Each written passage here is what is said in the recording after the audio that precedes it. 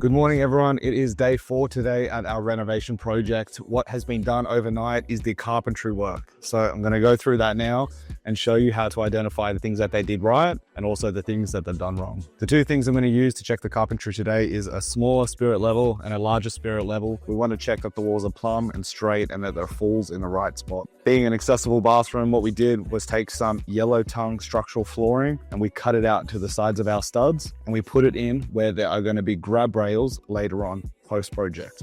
So what we do is we get the yellow tongue and we cut it the size of the studs, usually about 450, and drop it as far down as we can go. Once the walls are sheeted, we can put on a grab rail anywhere. We don't need to shoot into a stud and it's going to be secured. Now, the good thing about this is that you don't have to put the grab rails on now. If your clients are 50 and they might need these rails in 10 years, we put this behind the walls, and in 10 years time, if they have a fall or they're getting older, they can simply just screw on wherever they want. They don't need to look for studs. They don't need to be putting holes in tiles unnecessarily. So what we've done is we've put some backing board here, which is super strong, and we've also put some backing board over here below the shower niche because our client wanted backing board here. So you step into the shower, you have a rail to grab onto, and as you're showering, there'll be a rail there, and then you're safe, secure, and happy.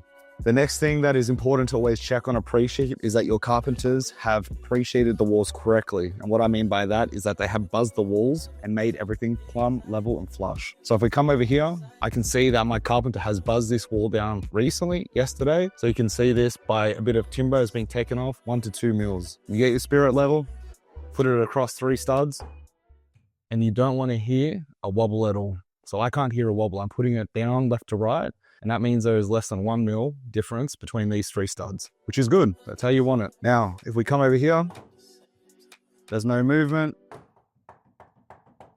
As you can hear there is a mil. We are using large format tiles here, so it's not a big issue. This video is sponsored by Jobdocs, a quoting and invoicing platform that makes your documents look incredible and, most importantly, stand out from your competition. I've built and renovated over 500 homes, and I can tell you the work itself is only half the battle. Winning the job comes first.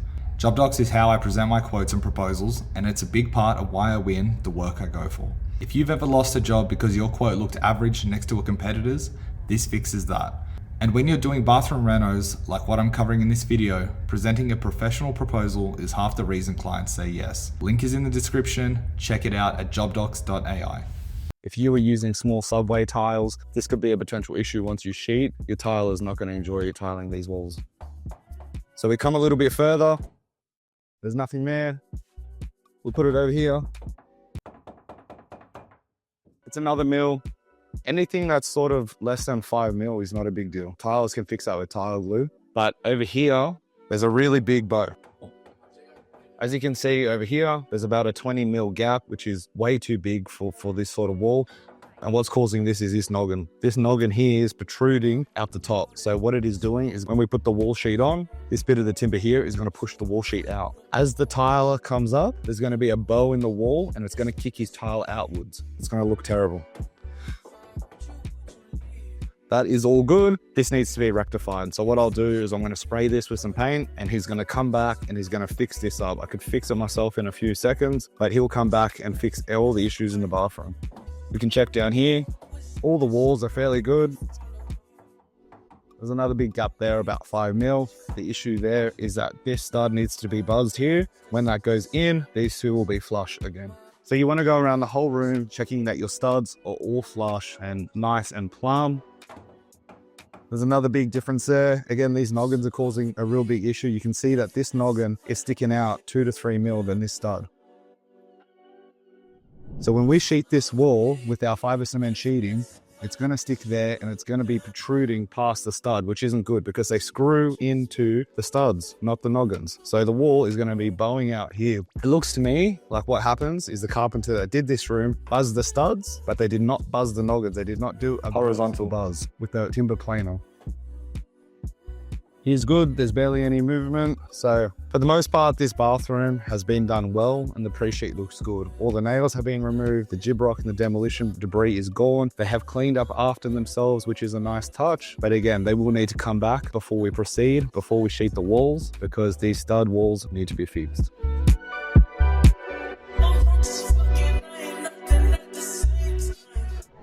So over here, we're framing the niche up. And as I said before, we need obviously the smaller spirit level to check our falls are right. And this one is the most important in the bathroom because what they've actually done here is wrong. We put the level down and what we can see is that the bubble is showing us that the fall is leaning sort of towards this wall. So the idea behind getting this timber sort of lifted upwards is that you want the water to land on it and fall naturally down to the waist on the ground. You do not want it pooling backwards. Even if it's waterproof properly, after a few years of water just pooling there and sitting in this corner, it's going to eventually break the membrane and it's going to go through to this jib rock. The shower is going to have to be ripped out and redone. So the rectification for this is quite simple. What the carpenter needs to do is come out. He needs to pull these noggins out, which is actually the inside of our niche. He needs to lift this up a few mil and then he needs to shoot the timbers back in. For the carpenter, it's only going to take him 30 minutes to an hour to rectify this, but it could save you a lifetime of pain. So make sure your niches are always slightly leaning on a minimal degree towards the waist. This is how waterproofing is designed to work. You'll still notice that the old plumbing is here. We get our carpenters in first because we get them to frame out. If the plumber comes in first and runs all his pipe, the carpenter cannot move the plumbing, but the plumber can move his plumbing to suit the carpentry work. So at the 90% of jobs, we get the carpenter in first and then the plumber can work around his framing. Last but not least, we have done this. Either the plumber can do it or the carpenter. It's a bit of backing board, a bit of timber 90 by 35 used to secure the vanity at the end of the project. This helps the plumber so he doesn't have to randomly drill in and try and find a stud. He knows the height of this as we do it the same on every project. Boom, boom, boom, 3 screws and then 3 bugles and it's now secured to the wall.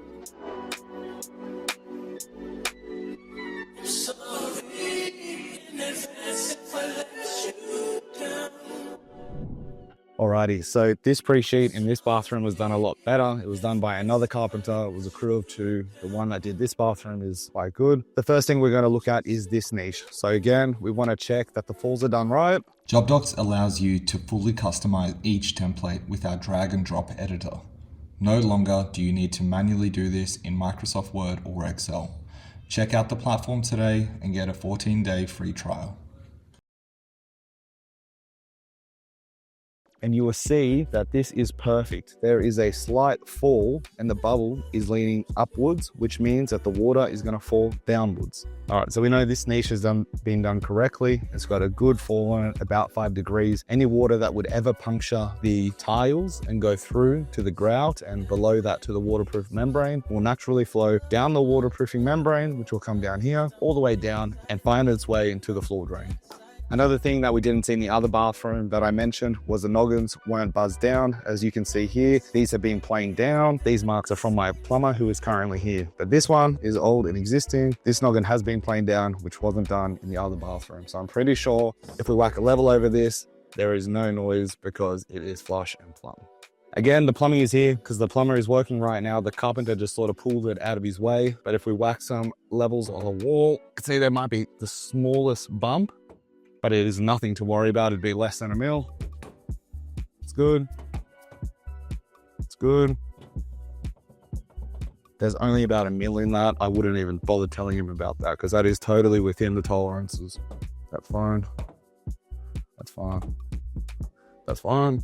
Then I'll come over here, level here, across the 3 studs. It is pretty good. This noggin's protruded in a little bit, but that's fine. That can stay like that. All right, a few bumps, but everything's sort of within 5 to 10 mil, which is not a big problem. Okay, so this bathroom, I would say, has been pre-sheeted very well. The walls have been buzzed right. Everything is plumb and level. There is fall on the shower niche, and there's been some blocking put in for the vanity. With every single renovation project, it's very common to change your mind on things throughout the project, and this has happened this morning. What we're going to do now is move this floor waste back. So we're going to move it from here to where that cross is now. So when you're in the shower, you're not walking over the drain constantly. This requires a little bit of work that my plumber will be doing today. Where the blue is marked, he'll be cutting with the concrete saw to move the waste a little bit further back and connect it on with the floor waste. So we're going to give my plumber 2 days to accomplish all this. Today he'll spend it in this bathroom and tomorrow he'll spend it in the other bathroom. Once we're done and the plumbing is finalized, then look at putting Rio back into the trench and filling that with concrete.